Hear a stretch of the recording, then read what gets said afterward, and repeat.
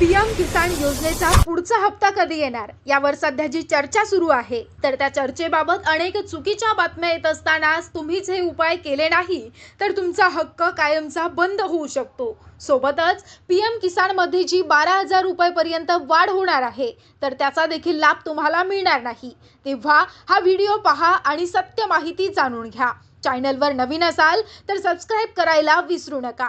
कुठलीही माहिती अर्धवट ऐकली तर गैरसमज आणि नुकसान होऊ शकतात आणि चुकीच्या अपेक्षेनं अनेक शेतकऱ्यांचं नुकसानही झालं. आज सोशल मीडियावर असं सांगितलं जातंय की 1 फेब्रुवारीला अर्थसंकल्पामध्ये पीएम किसानचे पैसे वाढणार आहेत. सादर होणारे केंद्रीय अर्थसंकल्पात तशी तरतूद केली जाणार आहे. 6,000 ऐवजी 12,000 मिळणार. पण हा दावा खरा की कितपत आहे आणि मग हप्ता नेमका कधी येणार हे स्पष्ट न समजल्यास फसवणूक होण्याची शक्यता वाढते.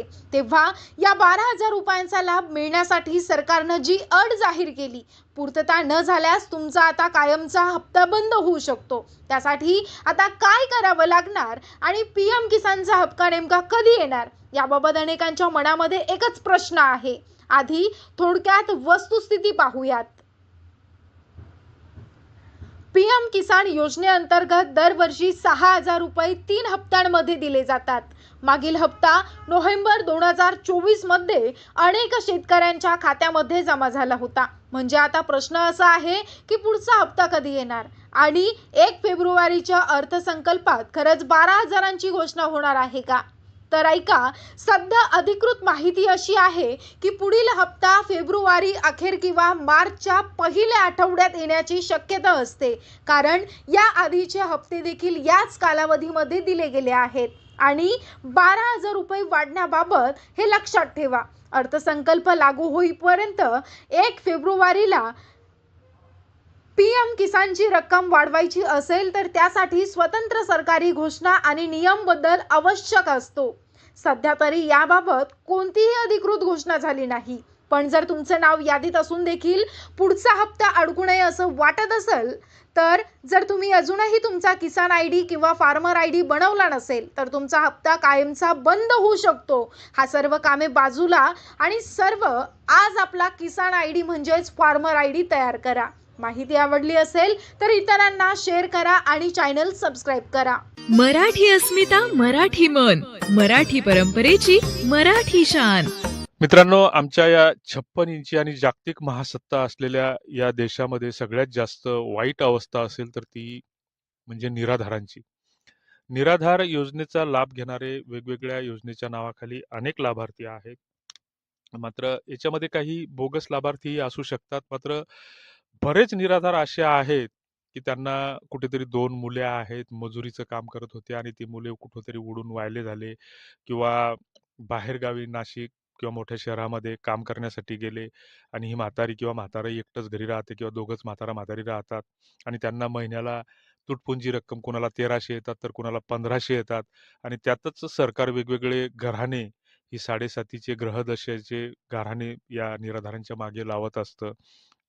बऱ्याचदा हे करा, ते करा, आधार लिंक करा, असं करा, तसं करा, अशा सूचना देत असतं आणि मग बऱ्याचदा पैसे येत नाहीत. आणि या निराधार ही त्या पैशाची वाट पाहून टपलेले असतात. बऱ्याच जणांचं असं असतं, की 2 मुलं असतात, 1 मुलगा असतो. ते कुठेतरी व्यसनाच्या आहारी गेलेले असतात आणि त्या निराधाराची मोठी परवड होते, वाईट अवस्था होते. गावखेड्यामध्येही राहतात. अ, आपले पैसे आले का नाही तपासणी करायसाठी गावातल्या ग्राहक सेवा केंद्रावर किंवा ऑनलाईन सेंटरवर जातात. मात्र तिथं त्यांच्या बोटाचे ठसे उमटत नाहीत किंवा त्यांचं खातं तिथं दिसत नाही. मग त्यांना त्या बँकेच्याच शाखेमध्ये जावं लागतं किंवा त्या बँकेचं जे काही अधिकृत ग्राहक सेवा केंद्र असेल तर अशा ठिकाणी जावं लागतं. आणि मग भाड्यासाठी पैसे नसतात. मग एखाद्या ऑटोवाल्याला ₹10-15 देऊन तालुक्याच्या ठिकाणी येतात. काहींना चालता येत नाही. काही ₹5-50 देऊन तो ऑटो त्या दुकानाजवळ किंवा बँकेजवळ लावतात. बँकेच्या पायऱ्या चढता येत नाहीत आणि त्या ठिकाणी रॅम्पची वगैरे बऱ्याच बँकांमध्ये व्यवस्था नसते आणि अशा स्थितीमध्ये मग ते बँकेवाले सरळ बोलत नाहीत. त्यातल्या त्यात राष्ट्रीयकृत बँकावाले असतील तर त्यांना हिडीस-फिडीस करतात. त्यांना काही एक तर समजत नाही. आणि मग अशा स्थितीत जर तुमचं खातं डीबीटी नसेल, तर ते डीबीटी करणं आवश्यक आहे, असा फतवा सरकारनं 10-15 दिवसापूर्वी काढलेला आहे महाराष्ट्र सरकारनं. मात्र हे लाभार्थ्यांना स्वतःची खाती स्वतःच डी-बी-टी करायची आहे. डी-बी-टीसाठी काय लागणार? त्याचं Aadhaar card, bank passbook, mobile number. आता आमच्या निराधारांना जिथं जगण्याची सोय नाही, व्यवस्था नाही, ते ₹1300 ची महिनाभर वाट पाहून असतात. त्याच्यातले ₹600-700 इंजेक्शन गोळ्यामध्ये, औषधीमध्ये जातात. उरलेल्या पैशात कसं तरी कंट्रोलच्या राशनच्या तांदूळावर किंवा शेजाऱ्या-पाजाऱ्यांच्या दिलेल्या मदतीवर ते गुजराण करतात. आणि अशा स्थितीत आमचं जे काही सुज्ञ सरकार आहे, तर ह्या अशा वेगवेगळे फतवे काढते आणि या लोकांना बेजार करण्याचं काम हे सरकार करत असतं आणि तुम्ही आम्ही सगळं हे मुकाटपणे सहन करतो. आमचे आमदार याच्याबद्दल बोलत नाहीत. आमच्या आमदाराला दुसऱ्याच भानगडी बोलण्यामध्ये धन्यता वाटते आणि अशा स्थितीमध्ये मग सरकारकडे खूप मोठी यंत्रणा आहे. वास्तविक ह्या निराधारांना हे सांगितलं जातं, की तुमचं डी-बी-टीसाठी खातं लिंक करा. मग सांगितलं काय, की एक तर त्यांना बँकेत जायचं का तहसीलला जायचं. बरं तहसीलला गेलो तर ते तहसीलचा बाबू किंवा बाई व्यवस्थित बोलत नाही, सांगत नाही. किंवा बँकेत गेलं तर बँकेत कोणी विचारत नाही, आमच्याकडे नाही तिकडं जा, इकडं जा. फुटबॉलच्या चेंडूसारखं त्यांना टोलवलं जातं. आणि वास्तविक सरकारकडे तलाठी नावाची किंवा अजून जी काही प्रशासकीय यंत्रणा आहे किंवा उतरंडी आहेत, तर त्या उतरंडीतले 2-4 दुवे घरोघरी निराधारांचा शोध घेऊन त्यांच्याकडे सगळ्या याद्या येतात, की अमक्या गावामध्ये किती लाभार्थी आहेत, तमक्या गावामध्ये किती लाभार्थी आहेत. त्या याद्या तलाठ्याकडे जायच्या. त्याचे कागदपत्र त्यांना कलेक्ट करायला सांगायचे. मात्र ते सोडून देतं आणि भलत्याच लोकांच्या मागे भलतीच कामं लावतं. हे असं आमचं चालू आहे.